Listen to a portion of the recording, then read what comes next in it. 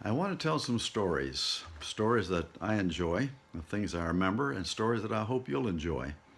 Stories about odd places and different people. The places are odd, not because they were peculiar or strange, but because they're memorable to me. Same with the people, not because they're weird, but because I do remember them pretty vividly. May 1970, Knoxville, Tennessee. The place is a football stadium of the University of Tennessee, Neyland Stadium, but it's not a football game that night. It's a Billy Graham crusade, and I was there sitting on the platform. Huge crowds came in and cheered and sang, and then the surprise guest of the evening arrived, President Richard Nixon.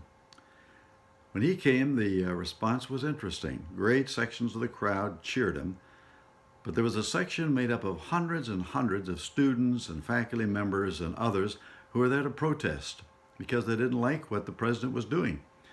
It was the Vietnam era. It was right after the invasion of Cambodia. It was shortly after all those students were killed at Kent State University in Ohio, and there was a huge amount of anger. So, amid the cheers that night, there were jeers, there were calls of stop the killing. Well, the president spoke. He smiled. The evening was over before too long. There was no other disruption. But it's the next night that I remember. That night was on national television. The next night wasn't, but I remember it. As I sat on the platform at the end of Billy's sermon and the people came forward, my eyes went to one young man standing there with long hair, beads, maybe some tattoos, but hippie kind of clothing. He was obviously some kind of a student or a young person. Looked like one of the protesters from the night before. But here's what caught my attention. As he stood there, he had both hands raised up. With one hand, he was making two finger sign. With the other, a one finger sign. He wasn't doing a middle finger sign. But he held those hands up a long time as he stood there with those who had come forward to give their lives to Christ. And then when his arms got weary, he put his arms on top of his head to hold them up there. They were tired. And that's when I noticed off to the side of the platform an older African American gentleman, a local pastor, who was also watching this man. He got up off the platform and he went down and made his way through the crowd of hundreds of inquirers down there who had come forward. And he stood behind that young man and he held his arms up for a long time, right through Billy's prayer of commitment, right through the counseling. He held up the arms of this young man. What a picture I thought that was.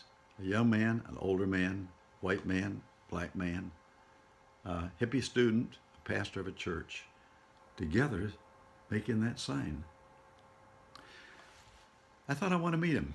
So I went off the platform and made my way down, and after the counseling was over, I said hi to him, and I said I was fascinated with what you were doing down there. Well, what did that mean?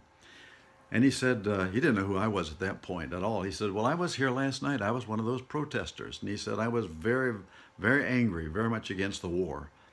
And he said, I want peace. That's why with one hand I was making the peace sign. But he said, I realized last night that if peace was to come, it had to start with me, with a change of my heart. I'd have to have peace and make peace. And that's why I held up that one finger.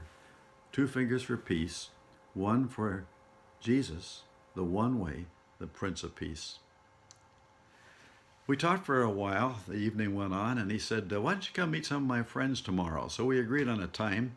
And the next day, I walked over off the campus to a kind of ramshackle house, which was a hippie house. A whole group of hippies lived there.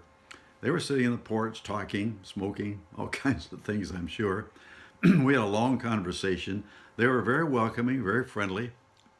I remember they brought out some brownies and gave me one. I took a taste. I'm not sure what they had it spiked with.